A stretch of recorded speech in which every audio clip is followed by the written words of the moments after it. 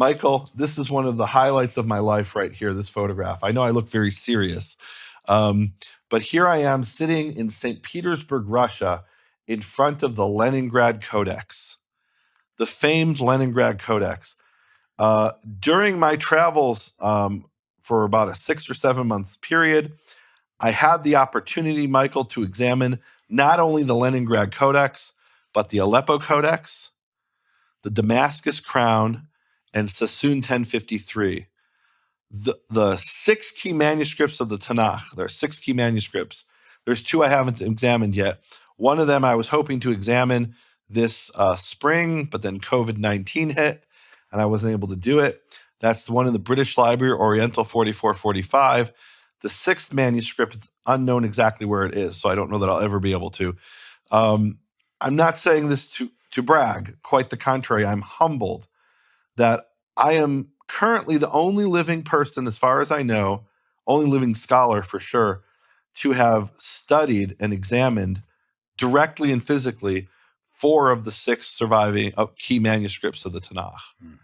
Now, there are scholars who have examined 3 of them, but nobody else. No, scholars who have examined 2 of them. I don't know of any other scholars who have examined 3, let alone 4. That's incredible. That is the manuscript That's the itself Leningrad sitting Codex right there in front of you. Right. That you don't get to see. And Michael, I went to St. Petersburg, Russia, and they told me, don't let anyone think they can come because you came and saw it. Anybody else who comes, we won't let them see it. It's a very rare thing for us to let anyone see it. I met with one woman who had been coming to the library for 10 years every summer. And I asked, have you seen the Leningrad Codex? She said, no, they'll never let me see it. And I thought, I'm not going to get to see it. I went there to see other things as well. So it wasn't the only thing I was there for. But in the second to last day, they brought it out and they let me spend 5 hours examining it with a microscope. These 4 manuscripts I just talked about, the Leningrad Codex, Aleppo Codex, Damascus Crown, Sassoon 1053, I examined them with a microscope using ultraviolet and infrared as well as visible light. Just to be able to examine them with this microscope, Michael, is a miracle. I was at this conference in Oxford at the workshop, and I was explaining to one of the professors there what I was trying to research, and she said, "Oh, you should ask this person in Berlin. She's examined this Torah scroll at the State Library of Berlin." So I write to the woman, and she says, "Well, we examined it, but now what you're asking about something very specific." She said, "Let's write a proposal and see if they'll let us come and examine it." I couldn't believe it. If I had to pay for this through my ministry, we couldn't afford to have this type of research done. The woman brought in a $50,000 what's called X-ray fluorescence device. It was operated by somebody who's authorized to work in nuclear power plants because it's putting out X-rays. It's radiation. He's a radiation specialist. Or radiation, security safety specialist. So while we're examining this, she shows me there's this other tool that doesn't cost $50,000. It's much simpler. You could stick it in your pocket, and you can examine things. Basically, it's a microscope that has ultraviolet and infrared. I said, okay, but I need this little piece that attaches to it. Where can I buy that? She said, you can't buy that. I said, where do I get it? She says, if I deem you worthy, I'll give you one. She designed it herself. I was deemed worthy in the end.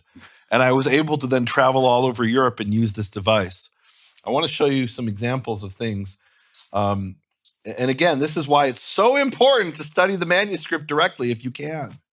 So this is the Leningrad Codex. I didn't take this photo. This is a photo that's published online. It's a photo that was taken in the 1990s. And here we have, on the second line, the second word from the right, it says Yehovah.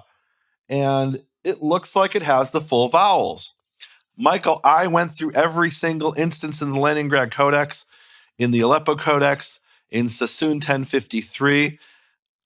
I didn't go through everyone in the Damascus Crown because there's too many, but I went through a couple dozen in the Damascus Crown, and I examined them under the microscope. In this case, I didn't even need the microscope. We take out that page from the Codex, of the Leningrad Codex. You saw it was a stack of pages, right? But you have to they're actually in little folders called quires. In this case, the quires were originally sewn together. They've now been disassembled by and large. So we take out that section, and I immediately see that dot, which I thought might be a Cholam. I wasn't sure. I put this with a question mark. That dot only appears on this photograph, not in real life. Really? Yeah. Only on the photograph. The photograph from the 1990s had some piece of schmutz on it. Maybe it was on the lens of the camera. I have no idea. I take this out and I don't understand. I'm looking at this and there's nothing there. Now, in other instances, I look at the dot and I say, hey, that's not a dot of ink. That's a freckle on the animal. In this case, there wasn't even a freckle on the animal.